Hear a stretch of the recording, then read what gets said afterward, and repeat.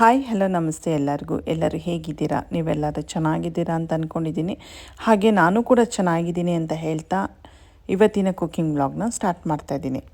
ಇವತ್ತು ನಾನು ಸಖತ್ ಟೇಸ್ಟಿಯಾಗಿರೋ ಒಂದು ರೆಸಿಪಿ ಮಾಡ್ತಾಯಿದ್ದೀನಿ. ಏನಪ್ಪ ಅದು ಅಂದರೆ ಪೆಪ್ಪರ್ ಚಿಕನ್ ಗ್ರೇವಿ. ಬನ್ನಿ ಇದು ಯಾವ ಥರ ಮಾಡೋದು ಅಂತ ಒಂದು ಸಲ ಎಲ್ಲ ಡೀಟೇಲಾಗಿ ನೋಡ್ಕೊಂಡು ಬಂದುಬಿಡೋಣ. ನಾನಿಲ್ಲಿ 1 kg ಚಿಕನ್ ತೊಗೊಂಡಿದ್ದೀನಿ. ಚೆನ್ನಾಗಿ ತೊಳೆದು ನೀರೆಲ್ಲ ಸೋರಿಸಿಟ್ಟಿದ್ದೆ. ಅದಕ್ಕೆ ಇವಾಗ ಉಪ್ಪನ್ನ ಹಾಕ್ಕೊಳ್ತಾ ಇದ್ದೀನಿ ಮತ್ತು 1.5 ಸ್ಪೂನಷ್ಟು ಪೆಪ್ಪರ್ ಪೌಡ್ರನ್ನ ಸೇರಿಸ್ಕೊಳ್ತಾ ಇದ್ದೀನಿ. ಇದಾದ ನಂತರ 2 ಸ್ಪೂನಷ್ಟು ಸೋಯಾ ಸಾಸ್ನ ಸೇರಿಸ್ಕೊಳ್ತಾ ಇದ್ದೀನಿ.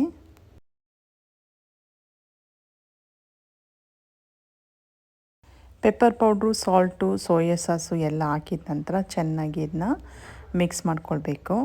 ನಂತರ ಒಂದು 10-15 ನಿಮಿಷ ಇದನ್ನ ಸೈಡಲ್ಲಿ ಎತ್ತಿಟ್ಬಿಡೋಣ, ಮ್ಯಾರಿನೇಟ್ ಆಗಲಿ. ಅಲ್ಲಿವರೆಗೂ ನಾವೊಂದು ಪೌಡ್ರು ಮಾಡ್ಕೊಳ್ಬೇಕು ಈ ಪೆಪ್ಪರ್ ಚಿಕನ್ ಗ್ರೇವಿಗೆ. ಇಲ್ಲಿ ನಾನು ಡ್ರೈ ರೋಸ್ಟ್ ಮಾಡ್ಕೊಳ್ತಾ ಇದ್ದೀನಿ. 1 ಸ್ಪೂನಷ್ಟು ಸೋಂಪು, ನಂತರ 1 ಸ್ಪೂನಷ್ಟು ಜೀರಿಗೆ ಸೋಂಪು ಸೇರಿಸ್ಕೊಂಡಿದ ನಂತರ ನಾನಿಲ್ಲಿ 1.5 ಟೇಬಲ್ ಸ್ಪೂನ್ನಷ್ಟು ಕರಿಮೆಣಸಿನಕಾಳು ಅಥವಾ ಪೆಪ್ಪರು ಸೇರಿಸ್ಕೊಳ್ತಾ ಇದ್ದೀನಿ. ಇದಾದ ನಂತರ ನಾನು ಖಾರಕ್ಕೆ ಬರೀ ಒಂದು 4 ಒಣಮೆಣ್ಸಿನ್ಕಾಯಿ ಅಷ್ಟೇ ಸೇರಿಸ್ಕೊಂಡಿದ್ದೀನಿ ನೋಡಿ. ನಿಮಗೆ ಖಾರ ಬೇಕು ಅಂದರೆ ಇನ್ನೂ ಹೆಚ್ಚು ಕಮ್ಮಿ ಮಾಡ್ಕೋಬೋದು. ಇದಾದ ನಂತರ 2 ಚಕ್ಕೆ ಮತ್ತು ಏಲಕ್ಕಿ, ಲವಂಗ 2 ಸೇರಿಸ್ಕೊಂಡಿದ್ದೀನಿ. ಏಲಕ್ಕಿ ಒಂದು 3-4 ಆದರೆ ಲವಂಗ ಒಂದು 5-6 ಆದರೆ ಸಾಕಾಗುತ್ತೆ. ಇದೆಲ್ಲ ಮಸಾಲೆಗಳು ಡ್ರೈಯಾಗಿ ಫ್ರೈ ಮಾಡ್ಕೊಳ್ಬೇಕಾಗುತ್ತೆ. ಎಲ್ಲಿವರೆಗೂ ಅನ್ನೋದಾದರೆ ಈ ಜೀರಿಗೆ ಸೋಂಪೆಲ್ಲ ಸ್ವಲ್ಪ ಬ್ರೌನ್ ಕಲರ್ ಬರಬೇಕು, ಅಲ್ಲಿವರೆಗೂ ಫ್ರೈ ಮಾಡ್ಕೊಳ್ಬೇಕು. ಮತ್ತು ಇದು ಫ್ರೈ ಮಾಡ್ಕೊಳ್ತಾ ಇರುವಾಗ ಈ ಜೀರಿಗೆದೆಲ್ಲ ಸ್ಮೆಲ್ ಬರುತ್ತೆ ಈ ಮಸಾಲೆದು, ಅಲ್ಲಿವರೆಗೂ ಫ್ರೈ ಮಾಡಿಕೊಂಡ್ರೆ ಸಾಕು ನೋಡಿ. ಇಷ್ಟಾದರೆ ಸಾಕಾಗುತ್ತೆ. ಇವಾಗ ಇದನ್ನ ಒಂದು ಬೌಲ್ಗೆ ಹಾಕ್ಕೊಂಡು ತಣ್ಣಗೆ ಹಾಕ್ಬಿಟ್ಟಿದ್ದೀನಿ. ತಣ್ಣಗಾದ್ಮೇಲೆ ಇದನ್ನ ಪೌಡ್ರು ಮಾಡ್ಕೊಳ್ಬೇಕು.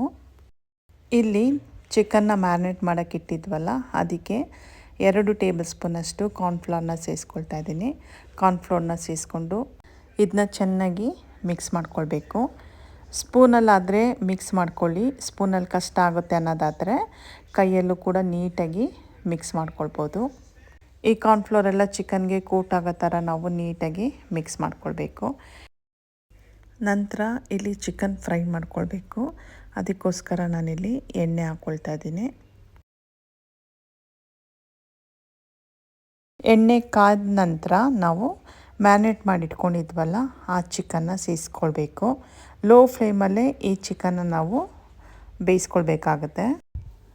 ಚಿಕನ್ ಹಾಕಿ ಸ್ವಲ್ಪ ಹೊತ್ತಾದಮೇಲೆ ನೋಡಿ, ಇವಾಗ ಕಾರ್ನ್ಫ್ಲೋರ್ ಹಾಕಿರೋದ್ರಿಂದ ಎಲ್ಲ ಒಂಥರ ಬ್ರೌನ್ ಕಲರ್ ಆಗಿದೆ.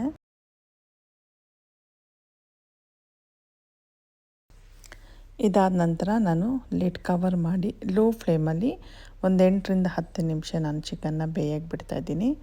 ಅಷ್ಟೊತ್ತಿಗೆ ನಾನಿಲ್ಲಿ ಮಿಕ್ಸಿ ಜಾರಲ್ಲಿ ನಾವು ಮಸಾಲೆ ಎಲ್ಲ ಹುರಿದಿಟ್ಕೊಂಡಿದ್ವಲ್ಲ ಅದನ್ನ ಪೌಡ್ರು ಮಾಡ್ಕೊಳ್ತಾ ಇದ್ದೀನಿ.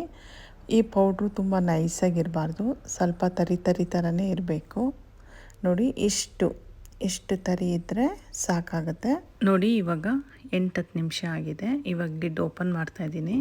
ಆ ಚಿಕನಲ್ಲಿರೋ ನೀರೆಲ್ಲ ಚೆನ್ನಾಗಿ ಇವಾಗ ಡ್ರೈ ಆಗಿದೆ. ಚಿಕನಲ್ಲಿ ನೀರು ಬಿಡುತ್ತಲ್ವ, ನೀರು ಡ್ರೈ ಆಗೋವರೆಗೂ ನಾವು ಇದನ್ನ ಚೆನ್ನಾಗಿ ಫ್ರೈ ಮಾಡ್ಕೊಳ್ಬೇಕು. ಇವಾಗ ಚಿಕನ್ ಗ್ರೇವಿ ಮಾಡೋದಕ್ಕೋಸ್ಕರ ಎಣ್ಣೆ ಸೇರಿಸ್ಕೊಳ್ತಾ ಇದ್ದೀನಿ. ಎಣ್ಣೆ ಕಾದ ನಂತರ ನಾನಿಲ್ಲಿ ಸಣ್ಣದಾಗಿ ಕಟ್ ಮಾಡಿ ಈರುಳ್ಳಿನ ಸೇರಿಸ್ಕೊಳ್ತಾ ಇದ್ದೀನಿ. ಸುಮಾರಾಗಿ ಒಂದು 2-3 ಈರುಳ್ಳಿ ಸೇರಿಸ್ಕೊಂಡಿದ್ದೀನಿ. ಈರುಳ್ಳಿ ಚೆನ್ನಾಗಿ ಫ್ರೈ ಆಗಬೇಕು, ಅಲ್ಲಿವರೆಗೂ ನಾವು ಈ ಈರುಳ್ಳಿನ ಹುರ್ಕೊಂಡ್ರಾಯ್ತು. ಈರುಳ್ಳಿ ಚೆನ್ನಾಗಿ ಫ್ರೈ ಆಗ್ತಾ ಇರುವಾಗೇ ನಾನಿಲ್ಲಿ 1 ಸ್ಪೂನಷ್ಟು ಜಿಂಜರ್ ಗಾರ್ಲಿಕ್ ಪೇಸ್ಟ್ ಸೇರಿಸ್ಕೊಂಡು ಜಿಂಜರ್ ಗಾರ್ಲಿಕ್ ಪೇಸ್ಟು ಹಸಿ ವಾಸನೆ ಹೋಗೋವರೆಗೂ ಹುರ್ಕೊಳ್ಬೇಕು. ಈರುಳ್ಳಿ ಜಿಂಜರ್ ಗಾರ್ಲಿಕ್ ಪೇಸ್ಟ್ 2 ಚೆನ್ನಾಗಿ ಫ್ರೈ ಆಗ್ತಿರುವಾಗೇ ನಾನಿಲ್ಲಿ 1 ದೊಡ್ಡ ಸೈಜಿನ ಟೊಮೊಟೊನ ಸೇರಿಸ್ಕೊಳ್ತಾ ಇದ್ದೀನಿ ಕಟ್ ಮಾಡಿ. ಟೊಮೊಟೊ ಫ್ರೈ ಆಗ್ತಿರುವಾಗೇ ನಾನಿಲ್ಲಿ 1 ಟೇಬಲ್ ಸ್ಪೂನಷ್ಟು ಧನಿಯಾ ಪೌಡ್ರನ್ನ ಸೇರಿಸ್ಕೊಳ್ತಾ ಇದ್ದೀನಿ. ಧನಿಯಾ ಪೌಡ್ರ್ ಸೇರಿಸ್ಕೊಂಡಿದ ನಂತರ ಒಂದು ಸ್ವಲ್ಪ ಅರಿಶಿನ ಪೌಡ್ರು ಕೂಡ ಸೇರಿಸ್ಕೊಳ್ತಾ ಇದ್ದೀನಿ. ಇವೆರಡು ಚೆನ್ನಾಗಿ ಇವಾಗ ಫ್ರೈ ಮಾಡ್ಕೊಳ್ಬೇಕು. ಇದಾದ ನಂತರ ನಾವು ಹುರಿದು ಪುಡಿ ಮಾಡಿ ಇಟ್ಕೊಂಡಿದ್ವಲ್ಲ ಮಸಾಲ ಪೌಡ್ರನ್ನ, ಅದು ಕೂಡ ಇವಾಗಲೇ ಸೇರಿಸ್ಕೊಳ್ಬೇಕು. ನಂತರ ಈ ಮಸಾಲ ಪೌಡ್ರು ಕೂಡ ಚೆನ್ನಾಗಿ ನಾವು ಫ್ರೈ ಮಾಡ್ಕೊಳ್ಬೇಕು. ಫ್ರೈ ಮಾಡ್ಕೊಂಡಿದ ನಂತರ ನಾವು ಚಿಕನ್ ಫ್ರೈ ಮಾಡಿ ಇಟ್ಕೊಂಡಿದ್ವಲ್ಲ ಅದನ್ನ ಇವಾಗ ಸೇರಿಸ್ಕೊಳ್ಬೇಕಾಗುತ್ತೆ. ಚಿಕನ್ನ ಸೇರಿಸ್ಕೊಂಡಿದ ನಂತರ ಒಂದ್ಸಲ ಎಲ್ಲ ನೀಟಾಗಿ ಮಿಕ್ಸ್ ಮಾಡ್ಕೊಳ್ಬೇಕು. ನಿಮಗೆ ಚಿಕನ್ ಡ್ರೈ ಆಗಿರಬೇಕು ಅನ್ನೋದಾದರೆ ಈ ಥರ ನೀರು ಹಾಕ್ತೇನೆ ಡ್ರೈ ಆಗೇ ಮಾಡ್ಕೊಳ್ಬೋದು, ಅದು ಕೂಡ ತುಂಬ ಚೆನ್ನಾಗಿರುತ್ತೆ. ಏನಾದರೂ ರಸಮು ಬೇಳೆ ಸಾರಿಗೆ ಈ ಥರ ಡ್ರೈ ಚಿಕನ್ ಮಾಡ್ಕೊಳ್ಬೋದು. ನಾನಿಲ್ಲಿ 1 ಗ್ಲಾಸ್ನಷ್ಟು ನೀರನ್ನ ಸೇರಿಸ್ಕೊಳ್ತಾ ಇದ್ದೀನಿ, ಯಾಕಂದರೆ ಚಿಕನ್ನು ಇನ್ನೊಂದು ಸ್ವಲ್ಪ ಬೇಯಲಿ ಅನ್ನೋ ಉದ್ದೇಶದಿಂದ. ನಂತರ ಒಂದ್ಸಲ ಎಲ್ಲ ನೀಟಾಗಿ ಮಿಕ್ಸ್ ಮಾಡಿ ಲಿಡ್ ಕವರ್ ಮಾಡಿ ನಾನು ಇನ್ನೊಂದು 5 ನಿಮಿಷ ಚಿಕನ್ನ ಬೇಯಿಸ್ಕೊಳ್ತೀನಿ. ನೋಡಿ 5 ನಿಮಿಷ ಆಗಿದೆ. ಇವಾಗ ಲಿಡ್ ಓಪನ್ ಮಾಡ್ತಾಯಿದ್ದೀನಿ. ಚಿಕನ್ ಎಲ್ಲ ಚೆನ್ನಾಗಿ ಬೆಂದಿದೆ. ನನಗೊಂದು ಸ್ವಲ್ಪ ಗ್ರೇವಿ ಕನ್ಸಿಸ್ಟೆನ್ಸಿ ಬೇಕಿತ್ತು, ಅದಕ್ಕೋಸ್ಕರ ನಾನು ನೀರನ್ನ ಸೇರಿಸ್ಕೊಂಡಿದ್ದೀನಿ. ನಂತರ ಸ್ವಲ್ಪ ಕರ್ಬೇವಿನ ಸೊಪ್ಪನ್ನ ಸೇರಿಸ್ಕೊಳ್ತಾ ಇದ್ದೀನಿ ಫ್ಲೇವರ್ಗೋಸ್ಕರ.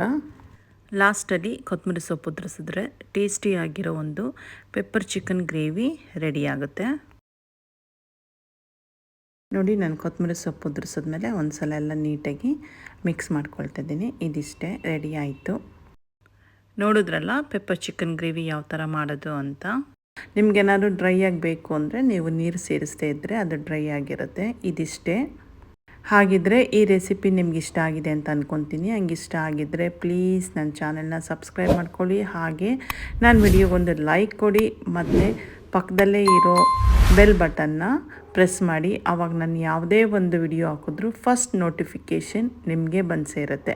ಇಲ್ಲಿವರೆಗೂ ನನ್ನ ವಿಡಿಯೋ ನೋಡಿದ್ದಕ್ಕಾಗಿ thank you and God bless you.